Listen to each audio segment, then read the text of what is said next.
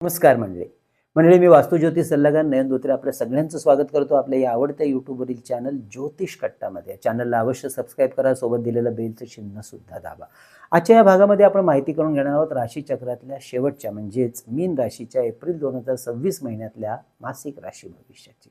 नेहमीप्रमाणेच हे राशी भविष्य आपल्या चंद्र राशी म्हणजे जन्म राशीनुसार असणार आहे. तसेच यामध्ये सांगितलेली जी काही माहिती आहे ती आपल्या वैयक्तिक कुंडलीतील ग्रहस्थिती, परिस्थिती, दशा, महादशा यानुसार आपल्याला अनुभवायला मिळते. हे ज्योतिषशास्त्रीय सत्य लक्षात घेऊन हा व्हिडिओ आपल्याला पाहायचा आहे. म्हणजे असं असलं ना तरी सुद्धा काही महत्त्वाचे शुभ अशुभ ढोबळ परिणाम कमी अधिक फरकाने निश्चितपणे आपल्याला अनुभवायला मिळतात आणि म्हणून आपण ठेवू शकता काटेकोर लक्ष, करू शकता परिपूर्ण नियोजन या संपूर्ण महिन्याचा. व्हिडिओच्या नंतरच्या भागामध्ये आपण जाणून घेणार आहोत या महिन्यातले शुभ आणि अशुभ दिवस अगदी दैनंदिन राशी भविष्याप्रमाणे. त्यामुळे एकाच व्हिडिओमध्ये मासिक राशी भविष्य आणि दैनंदिन राशी भविष्याचा आपण आनंद घेणार आहोत. तर शुभ परिणाम वाढवणाऱ्या आध्यात्मिक उपाय व्हिडिओच्या शेवटच्या भागात आणि म्हणूनच व्हिडिओ अगदी शेवटपर्यंत संपूर्ण पहा. चला तर मग जाणून घेऊया हा एप्रिल महिना काय सांगतोय आपल्या मीन राशींच्या सगळ्याच मंडळींसाठी. आपल्या राशीच्या भाग्यस्थानाचा स्वामी ग्रह मंगळ. हा मंगळ ग्रह या संपूर्ण महिन्यात म्हणजे 2 एप्रिल पासून कुंडलीच्या प्रथम स्थानातून गोचर भ्रमण करत राहणार आहे. हे प्रथम स्थान कुंडलीचं केंद्रस्थान असल्यामुळे मंगळ ग्रह या स्थानात आपला उत्साह आणि मनोबल वाढवण्यासाठी उत्तम अतिशय चांगली अशी मदत करणार आहे. त्यामुळे काही जुन्या काळात आलेले अशुभ अनुभव, नुकसान, अपयश यावर मात करण्यासाठी आपल्याला चांगली मदत या महिन्यात मिळताना दिसेल.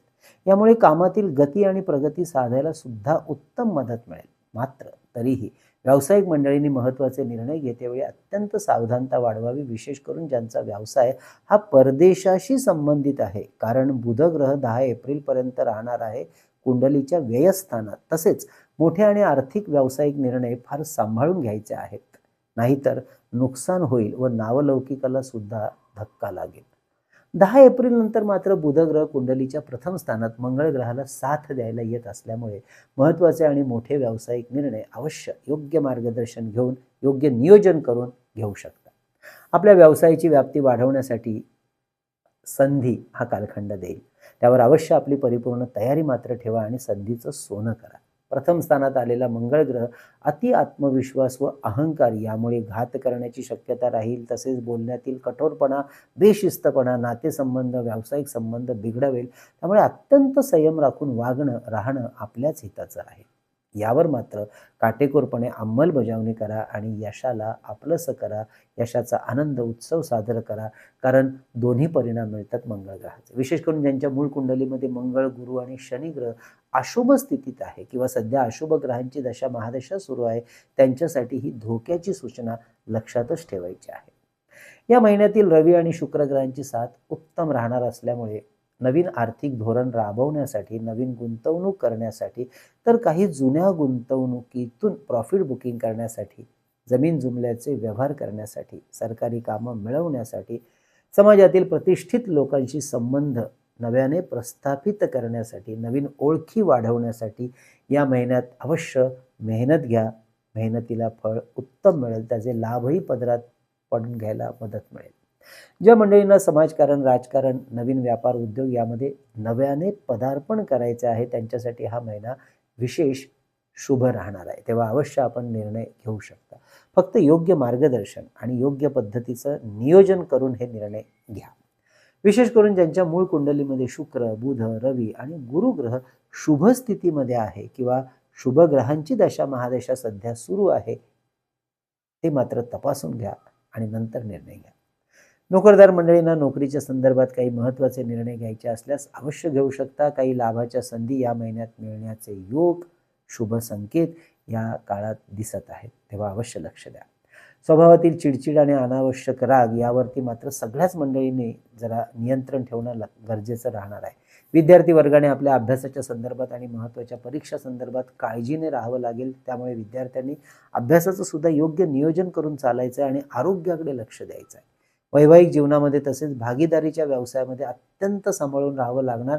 विशेष करून वादावादी टाळायचे आहे. मंडळी, आपल्याला सुद्धा आपल्या वैयक्तिक कुंडली किंवा वास्तूच्या अशाच रीतीने सशुल्क मार्गदर्शन आमच्याकडून करून घ्यायचं असल्यास अवश्य आमच्या कार्यालयाच्या संपर्क व्हॉट्सअप नंबरवर मेसेज करून कशा प्रकारे दिलं जातं आपल्याला मार्गदर्शन, ही माहिती जी आम्ही तुम्हाला पाठवतो ती समजून घ्या आणि त्यानंतर अवश्य आपली अपॉइंटमेंट बुक करा. हे मार्गदर्शन ऑनलाईन म्हणजेच फोनवरून करत असल्यामुळे अगदी देशाच्या कानाकोपऱ्यातून किंवा परदेशातून आमच्या इतर क्लायंट्सप्रमाणे आपणही सहज मार्गदर्शन घेऊ शकता, अगदी आपल्या घर बसल्या. यासाठी आमचा संपर्क व्हॉट्सअप नंबर आहे 9892156163. हा नंबर थंबनेलवर आणि खाली डिस्क्रिप्शन बॉक्समध्ये नेहमी दिलेला असतो. म्हणजे या महिन्यातल्या शेअर मार्केटच्या गुंतवणुकीचा विचार करता आपल्या राशीला finance, pharma, engineering, FMCG, infra, oil, steel हे सेक्टर फायद्याचे राहतील. योग्य जाणकारांचा सल्ला मात्र अवश्य घ्या. इंट्राडे ट्रेडिंग करणाऱ्यांसाठी हा महिना लाभाचाच असेल. विशेष करून दुसरा पंधरवडा विशेष शुभ परिणाम वाढवणारा राहील. मंडळी, ही होती ह्या एप्रिल महिन्यातील महत्त्वाच्या गोचर ग्रहांच्या भ्रमणाची स्थिती, परिस्थिती आणि परिणाम म्हणजेच मासिक राशी भविष्य. आता आपण जाणून घेणार आहोत दैनंदिन राशी भविष्य. त्यामुळे या महिन्यातले शुभ आणि अशुभ दिवस समजायला अजून जास्त सोपं जाईल. म्हणजे या महिन्याची सुरुवात आपल्या राशीला शुभ राहणार आहे. 1-2 एप्रिल हे महिन्याचे पहिले 2 दिवस जुनी रखडलेली कामं पुन्हा एकदा हाती घेण्यासाठी उत्तम राहतील. शुभ आणि लाभाचे हे दिवस असतील. कोर्ट कचेरीच्या कामांना अवश्य महत्त्व देऊ शकता. तर महत्त्वाच्या लोकांच्या गाठीभेटी, चर्चा, मीटिंग्स, महत्त्वाचे निर्णय घेण्यासाठी हे दिवस अनुकूल असतील.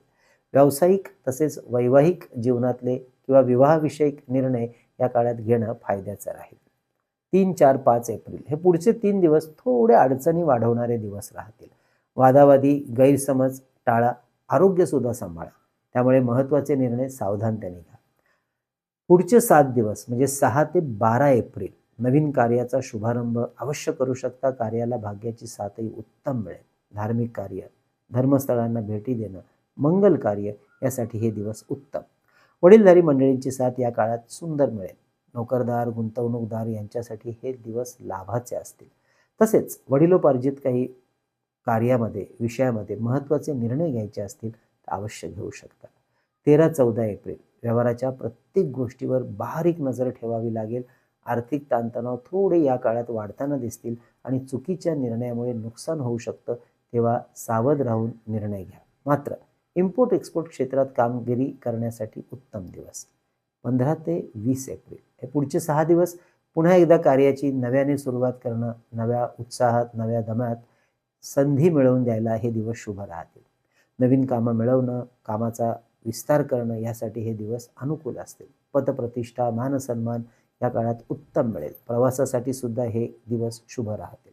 21, 22, 23 एप्रिल घरगुती गोष्टींमध्ये वातावरण जरा ताणतणावाचे राहील. छोट्या मोठ्या तक्रारींवरून कुरबुरी सुद्धा वाढतील. तेव्हा शांततेने घ्या. मात्र घरासंदर्भातल्या काही मोठ्या गोष्टींची खरेदी या काळात अवश्य करू शकता. 24-25 एप्रिल विद्यार्थी, गुंतवणूकदार, नोकरदार मंडळींना अनुकूल दिवस. साथ मिळवून द्यायला मदत करतील शुभ दिवस.